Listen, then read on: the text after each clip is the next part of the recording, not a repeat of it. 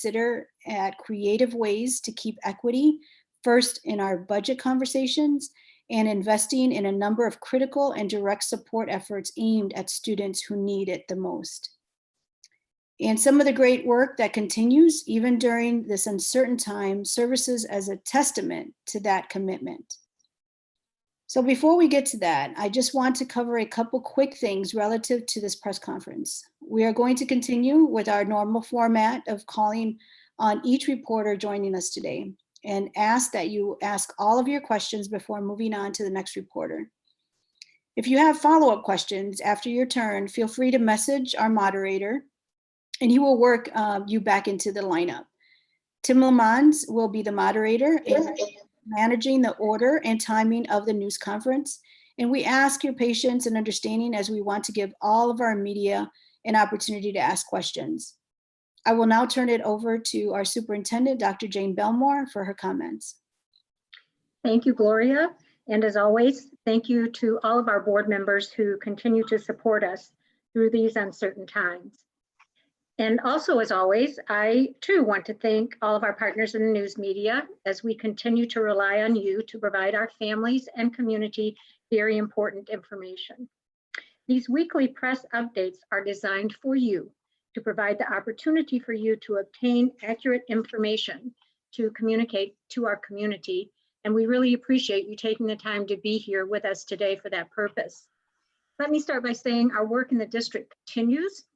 And as our virtual learning program grows and expands and is further fine-tuned, there is much more than virtual learning happening in our district. Very important work in other significant areas has also continued. And we want to bring some of those things to the forefront today. One great example is the installation of solar panels at West High School. What makes this project so unique and special, and why I wanted to comment on it today, is that it is the result of a student-led effort. I'm happy to announce that this renewable energy project, generated by student members of West High School's Green Club, and also supported by a significant fundraising effort, will very soon be completed. The project will result in offsetting energy cost and save West High School a significant amount of funds. So I'm very proud of these students, as their efforts will have a long-lasting effect on the school they care so much about, as well as the environment that they seek to protect. Another area where a tremendous amount of good work continues is, as Gloria said, in our commitment to and work on equity and holding true to the values outlined in our strategic framework. We will hear in greater detail some of the meaningful equitable initiatives happening in the district in just a moment. However, I just want to emphasize how our response and planning thus far to the COVID-19 pandemic is a good example of our commitment to equity. In all of our planning and in every decision we've made over the last couple of months in response to this pandemic, we have asked ourselves these very important questions.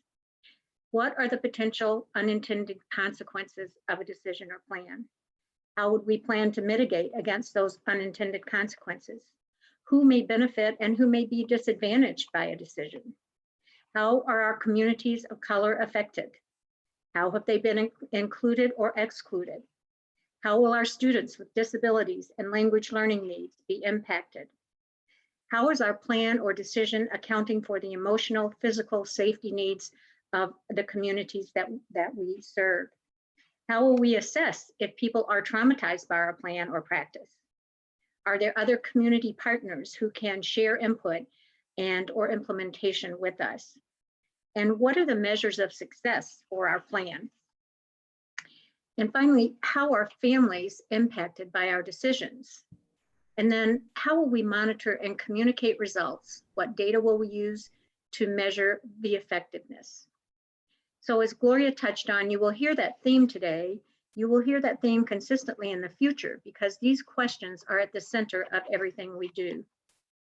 I would also like to continue to encourage our community to visit the MMSD webpage, as there is great information on our equity initiatives, our strategic framework, and moving forward. As for today and this briefing, we have a few MMSD staff who are going to be providing updates with some detail on highlighted subject areas, and then we'll open it up for your questions. Our first presenter, who will speak in more detail of some of our equity work, is Nichelle Nichols. Nichelle?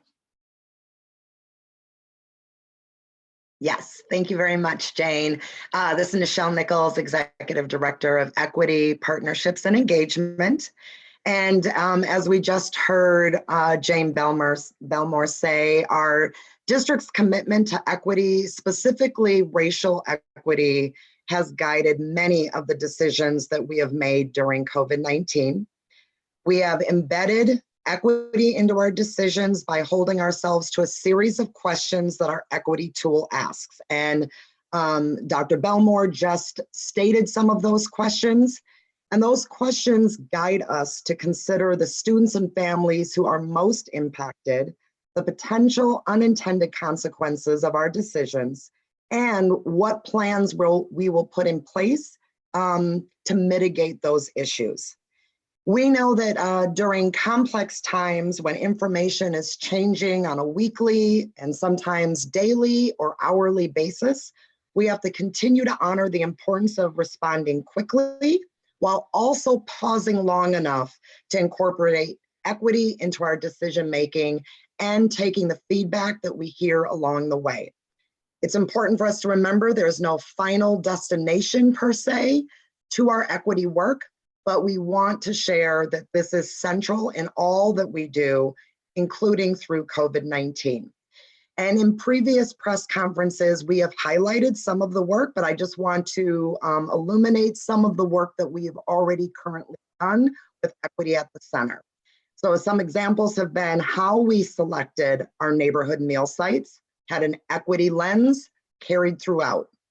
How we were going to get families digital devices so they could access virtual learning, had an equity lens at the forefront and throughout. How we designed and compiled instructional packets in multiple language and got those to families who did not have devices or internet connection so they could continue to access the learning. How we've approached our grading policies, how we've developed our budget, and how we are working to mitigate issues for the families who do not have internet. All of these decisions, we have asked ourselves very important questions with Equity at the Center. We are also carrying out our commitment outlined in the strategic framework, specifically our goal on African American children and youth excelling. And this too is a commitment to equity.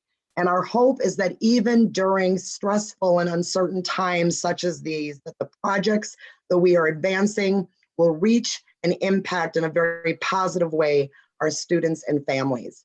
We are excited to collaborate with the community to bring forward a number of projects that advance and amplify Black excellence throughout our community. And these newest projects that were approved by the Board of Education on Monday night will take us through the end of the school year and a few into the summer. They offer opportunities for our youth and our family members to learn and engage in a virtual setting. And I really want to thank members of our Black Excellence think tank who are our community members for their time and collaboration that they've invested with me personally and also for our district. Very quickly, the projects that were just approved on Monday night include Emoja Magazine. We are going to work with Emoja Madison Magazine to provide our district an opportunity to implement a series of writing workshops for youth that will be held online, and then they will do a final publication of Youth Voices in a special edition. We also are moving a project or a series of projects under the organization Urban Triage, and they have several workshops and engagement activities planned for not only students, but also family members and staff, bringing a culturally relevant approach to family dynamics, parenting styles, coping and healing during COVID-19. And then in June, we will be working with the Kujichagulia Madison Center for Self-Determination, who will provide us with an opportunity to celebrate Juneteenth for an entire week, starting from June 15th through the 20th. We are really looking forward to all of these opportunities to see how virtual learning and engagement will hold steady. And I think that concludes my remarks, and would like to pass it on to Chad Weezy. Thank you, Nichelle. Chad, you're up next.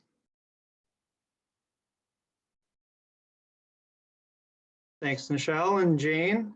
I'm here to give a quick update on device distribution that has taken place over about the last month, and some of the projects we have going on to make sure students are connected to the internet. So to catch everybody up to speed, we have now issued over 20,000 Chromebooks to our students, and they are now sitting in those households and working, and we feel great about that work. We literally delivered 7,000 devices UPS when schools were closed, and then have followed in the coming weeks and had over 1,500 devices delivered utilizing our Badger Bus, our transportation service, and MMSD security staff hand delivering devices to students and families that have requested them. We have also built a system now to respond to devices that aren't working once they're in households. Could be charging issues or just devices that are no longer booting up, and now have the ability to swap out devices with deliveries to households. All of this work's been done to meet the needs of our most marginalized students, and we are quite proud of it. We did know that getting devices into households was really only the first step, and that Madison's experiencing, the same issue that many other both rural and urban school districts experience, with students not all having access to internet. And that's kind of been the next layer of work we've been working on over the last few weeks here. So a few updates there, and I'm expecting probably some follow-up questions. So we have used enrollment data and 2 separate surveys that we've sent to families to identify 3,000 students and about 1,900 households that we believe at this point still do not have access to reliable internet. We know that this is not just a school district issue. This is an issue, a nationwide issue, in terms of almost making this a public utility. This is no longer, internet is no longer a nice to have, it is a necessity, and even more so with our current circumstances. So we are having ongoing discussions both internally and with the city of Madison to continue to make long-term changes that would be necessary to provide sustainable access to internet. We are exploring ways to leverage the Madison Unified Fiber Network, continuing discussions with key stakeholders like the city, the university, and community partners. We also have some short-term solutions that we are excited about. One, we've partnered with the Madison Libraries, and we'll have the Dream Bus on the road, hopefully as soon as next week. The Dream Bus has the ability to transmit a wireless signal from the bus that when it's parked in a neighborhood, students could come up to the bus using social distancing and log on to the internet there. We are also installing long-range wireless access points at 5 of our schools, and those are being installed. They were being installed today. We have Leopold, Mendota, Toki Orchard Ridge, Lincoln, and Falk will receive outdoor long-range wireless access points on their roofs. This will give our families the ability to walk to, or hopefully preferably drive to those sites and log on to our internet with their district issued devices. There will be guidelines that we will post on our website as soon as Monday of next week. We are excited about this pilot. We believe that this is once again a short-term solution to what it has been a long-term problem. Lastly, we had the school board approve the purchase of over 1,800 wireless hotspots that should be delivered in mid-May. Our central office staff and school-based staff will begin contacting families just this week to verify that there is still a need for internet access and verify a shipping address, and we will get those devices in the mail as soon as we have them and we have verified a need. They will be set up specific to the household, and if there are multiple students in that household, we'll actually expand data limits to make sure that those devices are set up specifically for the needs of that family. We have purchased a data plan that will get us through the next 6 months. And as I've mentioned previously, we're coming up with what we think are kind of stopgap short-term solutions, but we are interested in continuing the long-range dialogue and discussions that'll be necessary to solve this issue and kind of close that digital divide. And that's all I have, certainly available for questions if they come up. Thank you, Chad. That's really wonderful work. And we're really excited to know that our families will soon be connected. All of them will be connected. Finally, I would ask Jay Affelt to join us and speak a little more to some of the mental health and support work that we've been providing. Absolutely. Thank you, Jane. Thank you. As we discussed last week, we know that this is a lot for our students, families, and staff to manage, and we want to make sure that we're providing all necessary supports. Fundamentally, we know that relationships are so critical in working through the additional stress and uncertainty, and we're providing additional resources to our teachers to help make sure that we're reinforcing relationships and building community through virtual learning as much as possible. And we're also focused on helping students maintain their strong connections with their classmates and also with their teachers. We continue to support our school-based support staff, encouraging them to proactively connect with families and not only to maintain relationships, but again, to make sure that they're identifying any emerging needs, connecting families with resources, continuing to deliver social emotional supports and interventions, all as a part of our mental health resources.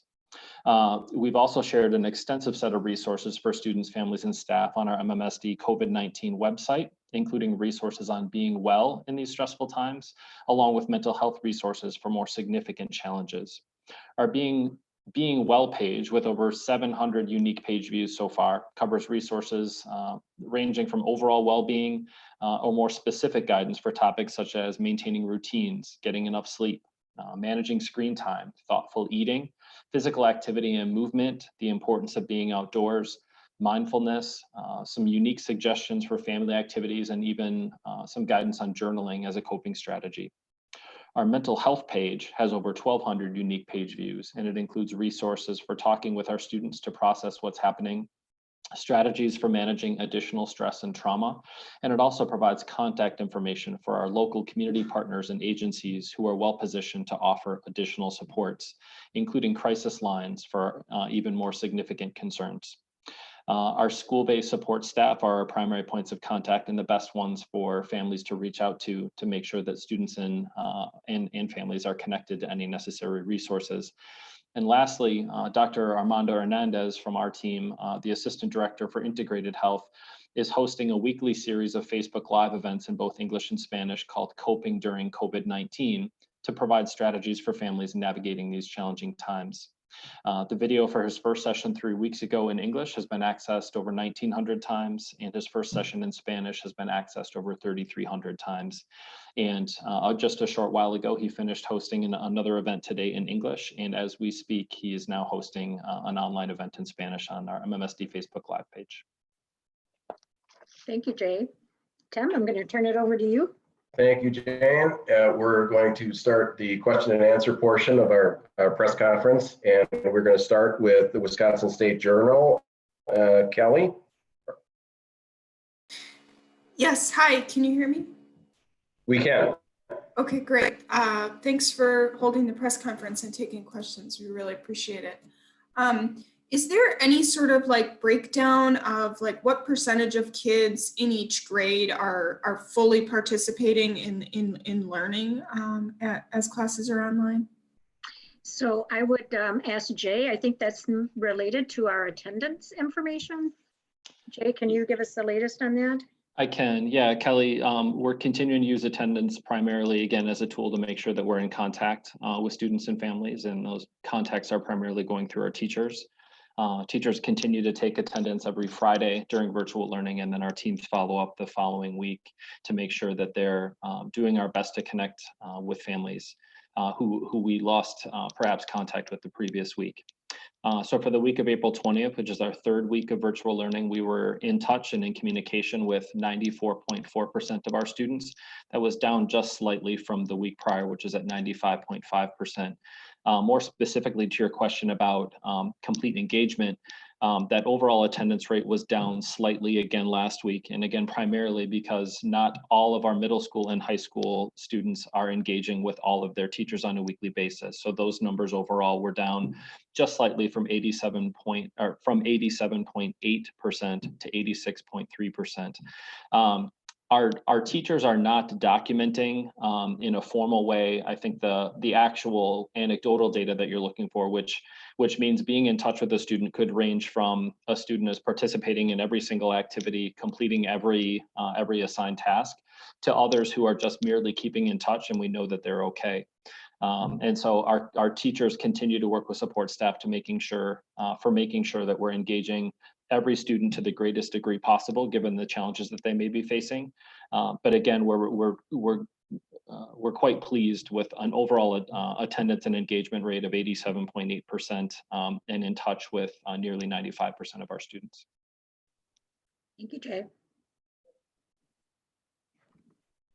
My next question is, if you could just speak sort of generally to what are the biggest questions or problems that are coming up that you're hearing from parents about how online learning is going? Well, I just think I'll let Lisa talk a little bit more about that, and maybe Cindy, people who've been more in touch with parents. But at my level, some of the things that I'm hearing are, they range from this is too much, this is too little. There are some parents who want their kids to be engaged more, and there's some who want them to be engaged less. So I think, Lisa, did you have anything to add to that? Thanks, Jane. I would concur. I think that we're hearing from families that there are variances about how much contact they're having with teachers and school staff across the district. And that is one of the reasons that I think we're going to get back together for professional development and learning to really strengthen our virtual learning practices with our professional development day in May that we're planning for. You know, I wonder if Mike or Carletta or Tremaine have some other things to share, as they're in touch with principals on a daily basis who are also in touch with their teachers. Tremaine, Mike? Hi, good afternoon, everyone. It's to reiterate what Dr. Belmore lifted up. There are some variances, but some very positive variances that we're hearing as far as the experiences of many of our students, as well as some of the feedback that we're receiving from families. There is some differentiation on some of the experiences that our students are going through right now, and some of that has to do with what they are able to maintain within their own households. So not everything's going to look and feel exactly the same, but we're doing our best to get feedback on a very consistent basis, both from our students and the families, so we can become better calibrated and provide the best experience possible. This information will also guide our professional development that is coming up, and it continues to move forward in the planning. And so we're getting better each day in our processes as we continue with our virtual learning. Carletta, do you have anything to add? I think he pretty much sums that up. It's the same at elementary. Again, just making sure that we're staying in touch and engaged with parents. Principals have designed surveys so that they can make sure that they're customizing the needs for their individual schools and the scholars and the families that they serve. So yes. Thank you. Mike, how about you? Yeah, in the high school world, it's just a little bit different on here. Where we're hearing the most conversations is for our seniors. Graduation, something that is on many people's minds as we are planning and prepping for both the celebration as well as maintaining safety for all involved. We're still working on seniors, as well as just ensuring that not only are we contacting with the attendance, contacting and ensuring that people are safe, but as well as attempting to engage or re-engage students so that we can work towards credit attainment. Mm-hmm. Thank you. Does that help, Kelly? Yes, it does. Thanks. My last question is about graduation. So it's a great dovetail, Mike. So I've heard from some parents that say, you know, like Middleton's having a ceremony for their seniors, like in late July. And I know that the district issued something last night, just reiterating that the ceremony will be virtual. I'm just wondering, like what's your response if other areas, school districts are preparing for something? Why can't Madison School District do that? Well, I'll let Mike speak a little bit to that, but primarily we are following instructions from the health department. And we do not at this point see how large groups of families and friends can come together and still maintain safety. Mike, do you want to speak a little bit more than that? Yeah, I appreciate what you said, Dr. Belmore, because I 100% agree with that. The big part of this is that I brought up the voting last week and about the concerns and outrage that occurred. I think about last week when we had 1,500 people standing in front of the Capitol protesting the stay-at-home order, and just the confusion and the carelessness that led to. I think our priority right now is to ensure that we're able to come up with a celebration for our students in a thoughtful and, I believe, in an innovative way, as opposed to promising something, and if we have to cancel it in June or July, and then students might not have anything. It's a very slippery slope in which sometimes, and I find myself struggling with it as well, as being concerned about one and only, as opposed to thinking about everybody, students, staff, community that are involved, as well as all the ripples of people that are at the ceremony that leave, and then they see or they interact with so many other people. And the final part is, and this, I was just having a conversation with a parent about this, is that, I mean, the equity component of this as well is, and I'm not necessarily talking racial equity, but there are some correlations to this, is our at-risk students, our students that are medically fragile, as well as parents and or community members, of avoiding them from this opportunity as well. There are many factors in here, and I understand why it's hard to think about all of them. That's why we have a strong team right now working together with our community to build these celebrations. Thank you, Mike. More to come on that. That's all I had. Thanks so much. Okay, thank you, Kelly. Thank you, Kelly. Scott Gerard with the Cap Times. Yeah, can you hear me? Hey, Scott. Yes, we can. All right, great. Thank you all for having this. Really appreciate you answering the questions. So I know the hotspots have been ordered, and Chad mentioned they'll be delivered in mid-May. I was wondering, you know, in the weeks until they're here, what is the district doing to connect with and get students who don't have internet access academic work? That is a very good question. So initially we sent out extensive work packets in all languages, many languages, for kids to have work to do at home. And we are planning 2 more deliveries of work packets in a similar manner. And that is one way that kids are engaging. The other way is that I think, as Jay mentioned, teachers and support staff are connecting with those families as much as they can to see what kinds of needs they can meet via the telephone or via some other connection with a resource. So I think those are some things that are happening and on our mind. It's very much on our mind about these kids, and we'll be going into conversation about summer school and summer learning. We've already started to have some of those conversations. So I think we'll be definitely thinking more about that as kids get access and we go into the summer learning mode. Does anybody have anything to add to that?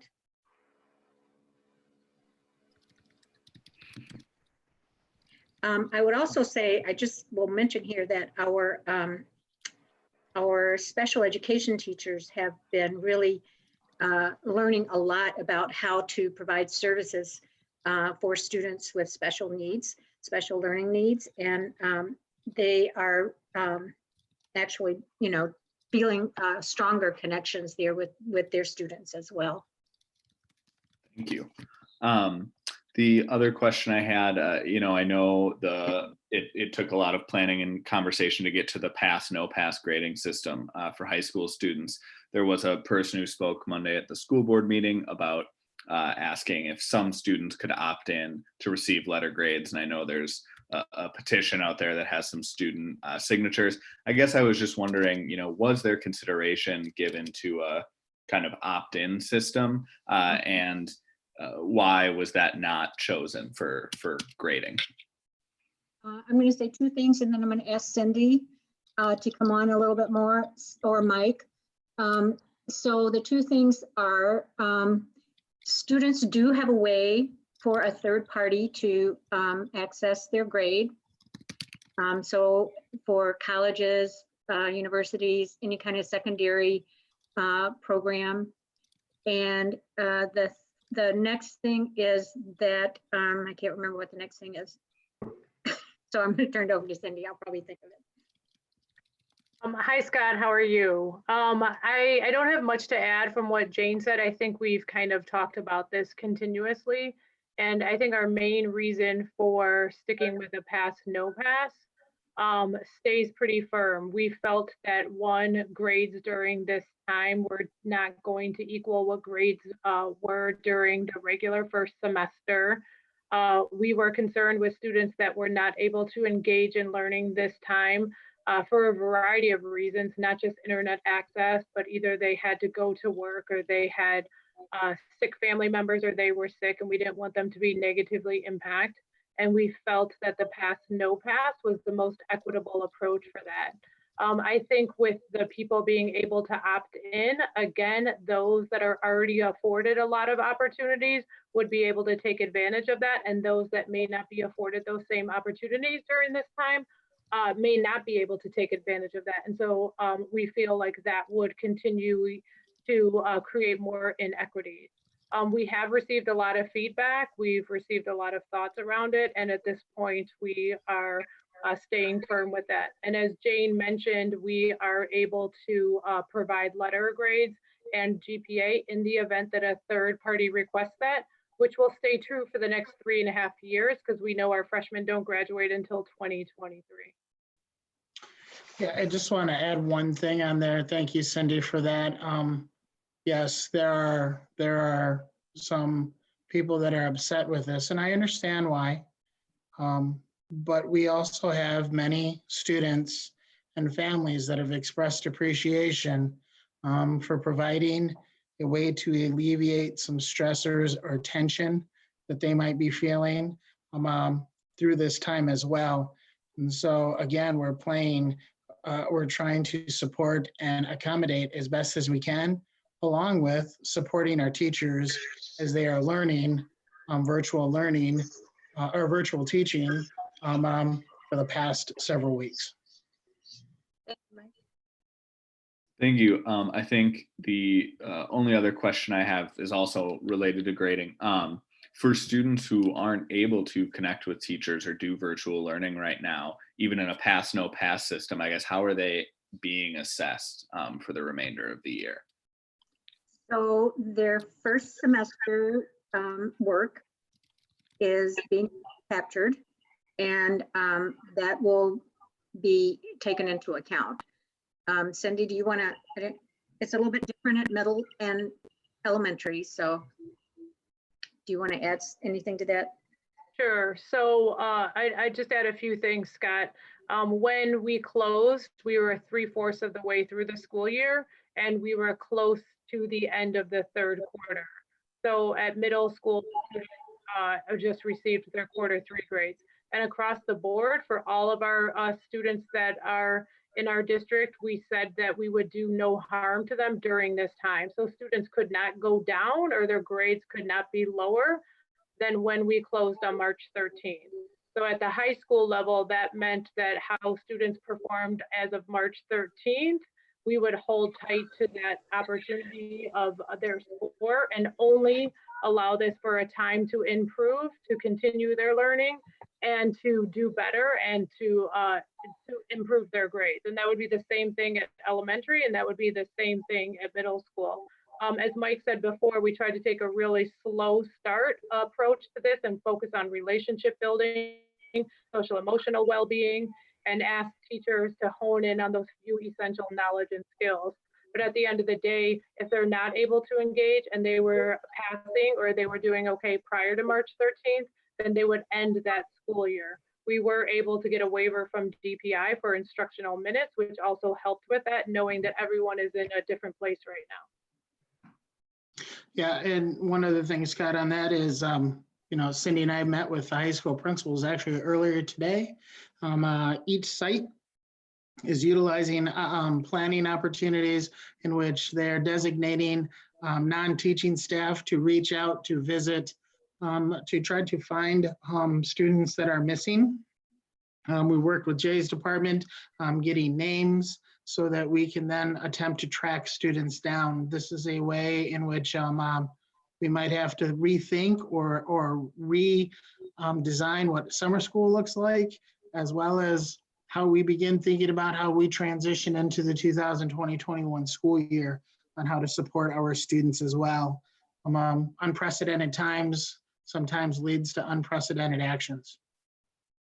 Thank you, Mike. Thank you all. That's all the questions I had.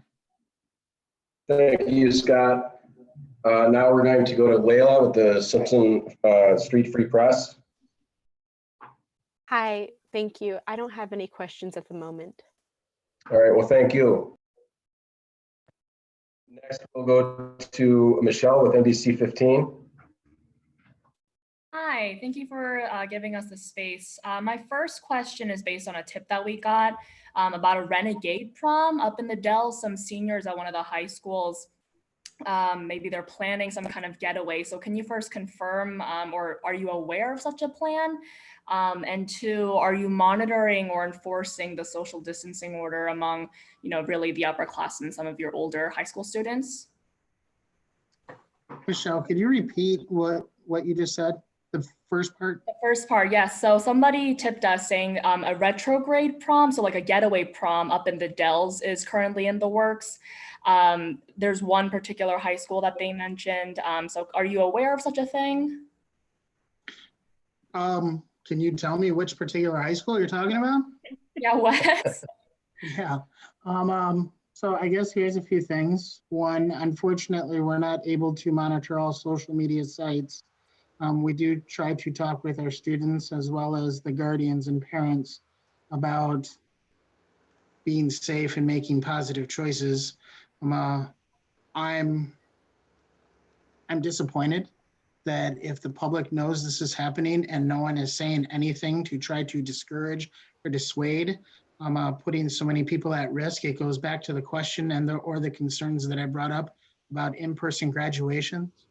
I'm hoping that everybody that is listening to this broadcast or watching it is having conversations with their friends and families of the importance of the stay-at-home order, because for a possible 2-3 hours of instant gratification could cause or lead to the loss of loved ones.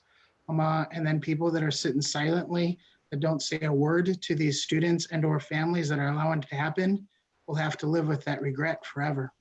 Nope, I did not know this. I am disappointed. And yes, we will begin trying to reach out and reaffirm and reestablish the importance of following this. Yeah, this was not a confirmed situation, so it was something that I had heard. I wanted to double check with you first. My other question is, I'm curious just how your teachers are doing across the board. I hear from are mostly grateful that they're getting support. They seem to be in kind of the same places we talked about before. Some of them are they're just swimming in this. They are very comfortable with the virtual world and teaching online, and others are not. But I think that, and I was just talking with Carletra about this morning, I think that this is providing teachers an opportunity for collaboration and learning from each other. So that's what we are trying to help support for them right now, as well as we talked about the Professional Development Day and trying to design that around what we're hearing from students about what they still need, like, dislike, and also around teachers, what's working for them and what's not, and how we can provide them with the support that they need. Carletra, Mike, and Tremaine, do you have any other thoughts about that? Tremaine? Sure, thank you.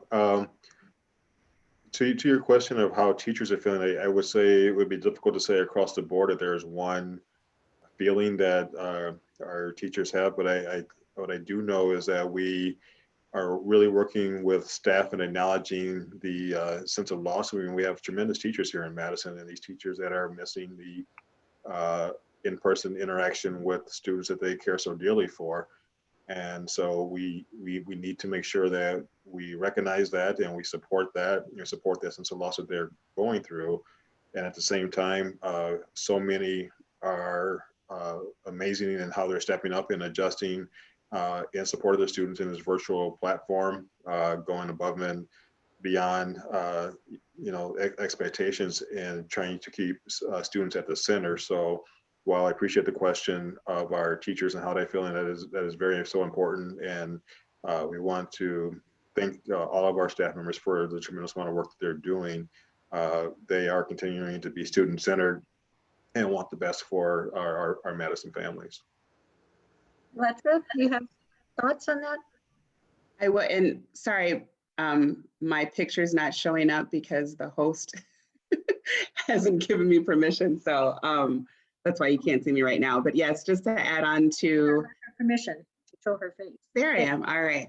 So just to add on to what Tremaine said, of course, it's difficult in some ways around the relationship aspect and not being able to see students. And so teachers are doing a really phenomenal job with just being creative with creating those additional opportunities to either get on Zooms with small groups of kids. They're doing Zoom lunch bunches, making those connections with students. They're also, as Jane mentioned before, doing a great job with just doing collective collaboration with each other and planning for students and making sure that we're doing our best to meet the needs as best we can during this time. And so really working on looking for those opportunities, those positive opportunities that we can capitalize on as we learn how to navigate the virtual world of learning. Thank you. Mike, did you have anything to add? Yeah, I think just one or two things. Obviously it's a stressful time for everybody, but I've been fortunate enough to be invited to sit in on some team planning times, as well as my wife being a first grade teacher and listening to her team planning times. I think teachers have been utilizing each other as social emotional supports as well. I see on social media people posting some of the inclusion activities that the teams are using, being able to express and display some vulnerability to their students and getting supports that way as well. Great, thank you, Mike. Yeah, thank you. No further questions. All right, next we'll go to Spectrum News. Hi, thank you for the time. My question is, what additional support are students receiving as far as students with different learning styles or students that required tutoring before the at-home schooling that is being done now, or are there plans for that type of support in the works? Yeah, so I'll say a couple of things. I think John might be able to jump in here too. Yes, there are plans for looking at support through, I think part of this was not really knowing how long initially that we were going to be in this phase, but we pretty early on started planning, how we could support students in a variety of ways in their individual needs. But we're looking at some online tutoring to begin at some point before the school year is out, and then to hopefully be able to use that as a support for kids who maybe lost some learning time during this time. So that's one thing that we're beginning to work on. And John, I know that your teachers have been kind of gathering new ideas along the way about how to reach kids. So maybe you want to talk about that. Yeah, in addition to the virtual or online learning, our special ed teachers and the administrators already knew that that would not be the singular best mechanism to engage students in education. So we've actually created individualized learning lessons for certain students, and we mail the mini packets, so to speak, directly to the student home. The teacher follows up with the student and the parent to gauge their progress, their questions, and their learning. We've also purchased significant amount of additional supportive instructional materials for students that have different learning needs and that did not have access to those types of services and materials at home. We've also provided assistive technology devices, augmentative communication devices to students in their homes so that we can continue the same type of learning opportunities. We've also very much considered your question about what happens next. We're still planning for the possibility of extended school year services. And yes, that may look different than our typical way of providing extended school year services over the summer. But we're also preparing for that, in addition to when we reopen school is sort of like the typical ways of operating face-to-face, that we will analyze student skill levels. And for those that have experienced learning loss or maybe did not gain critical skills, then we would consider what types of compensatory services or adjustments to individualized programs would need to be provided moving forward so that we would accelerate their learning in these prioritized learning areas. Does anybody else have anything to add to that? Thank you. Okay. All right, thank you, John. Next up is Jade with WORT. Thank you. So my question is, I know graduation requirements have changed this week. Could someone talk us through what those changes look like, and how many students does that affect? Is there a large amount of students that can now graduate with the changes? Yeah, there were some waivers that were approved by the board. And then the board did waive one of their own policies in terms of the number of credits that students need. And basically they were around not having to take the civics exam, which was a new requirement a couple of years back. And also reducing the number of credits from a board approved 22 credits to DPI approved 15 credits. Cindy, did you want to, or Mike want to add anything more to that? Maybe. Yeah, the only additional thing that I would add to that, Jane is right. We went to the 15 DPI required credits, and those credits are the 4 English, the 3 math, the 3 science, 3 social studies, 1.5 physical education, and 1/2 of health. So in essence, some of the credits that are no longer required just for this senior graduating class of 2020 are more of the elective classes. And the waiver supported some students, but it was not a significant amount with that waiver, but it will help for some of our students. Yeah. Thanks, you guys. Well, and then I have one more question, which is just that, all your students are experiencing this time, but they're not all experiencing it the same way. I know some kids or their families are affected differently. How are those experiences being taken into account? And looking forward, how are those going to be addressed? So I think this is mostly happening at the teacher and school level. At some point in time, we will review how how practices at the district level have been important in how students have experienced this time. But even though it's an exceptional time and there are things that we need to pay attention to that we might not ordinarily pay attention to, I'm finding that we're paying more attention to the things that we've always paid attention to, but we've just been able to really give more time to them in some ways.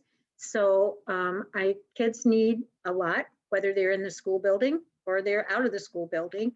And so I think we're kind of making our way through that, but I think it is going to be important for us to have some time and some points in space to say how well things are going. And I think the Professional Development Day is one of those opportunities where really every school is going to be getting feedback from their students and then taking that into account as they move forward through the end of the school year and as we plan for summer school.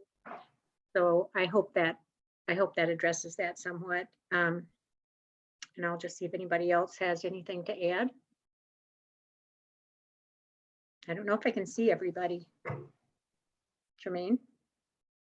That was an excellent question. I think additionally to what Dr. Belmore lifted up is it's not just a current state, we're also planning for a future state as we think about the transitions, especially at the middle school level, where there's a double transition between 5th to 6th and then 8th to 9th. And those students that we want to get a better understanding of their current state, but also prepare for this sense of they technically have lost kind of the brick and mortar experience from closing out their elementary experience as they prepare for middle school, and in some sense closing out a middle school before they go to the high school.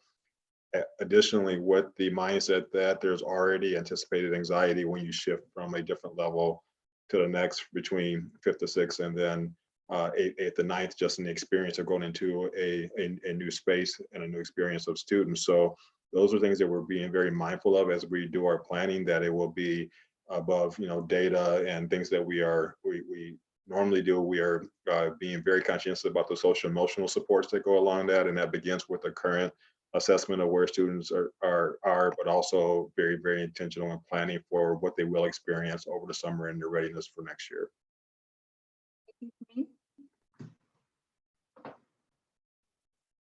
Thank you. That was all of my questions. Thank you, Jade. Next is Talia with News 3. Thank you, Tim. Thank you all. So I actually wanted to ask about some of the efforts to get access to internet to all the students, specifically the Dream Bus. When is that set to go into effect, and what will that actually look like in terms of how many stops they're making, how long will it be there, and so on? Okay. Yeah. It's Leo. Yeah, so we had spent the last week testing it to make sure that students could actually get internet from outside the Dream Bus, because that's new. I think typically students would board the Dream Bus to get internet, and it does work. We're actually going to do that in concert with making the 5 school sites I mentioned previously Wi-Fi zones as well. So we'll likely have a schedule put together by early next week. We wanted to make sure that the 5 sites that we made internet hotspots did work. Those were schools that we pinpointed in terms of having the greatest need in terms of internet access and the closest proximity to the schools. And then we will kind of target the next level of neighborhoods that would have access needs and likely build the schedule around that. Okay, thank you. And then another question would just be kind of an update on the plans for fall, unrelated to the internet.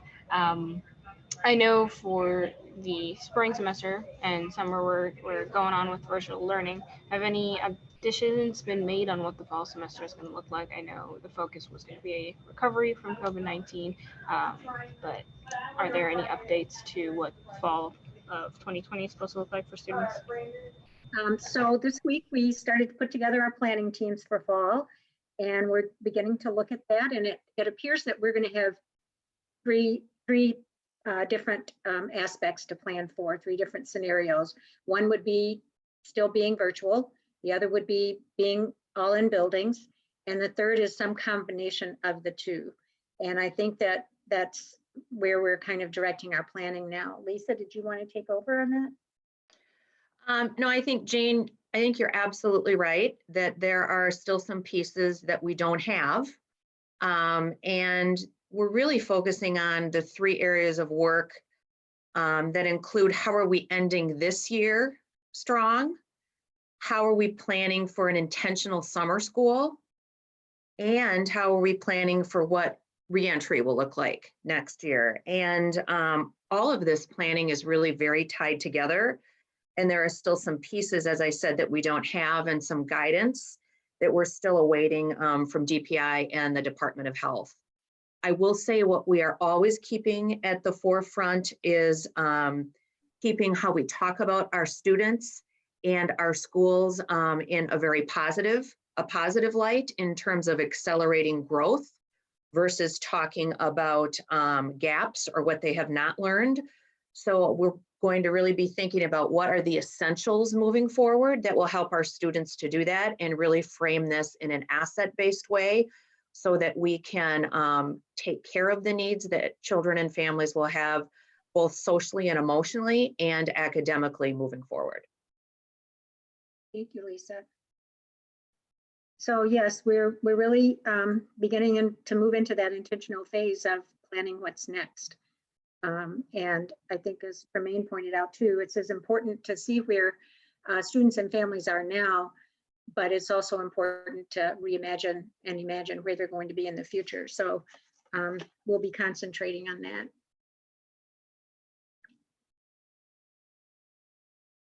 Any additional questions?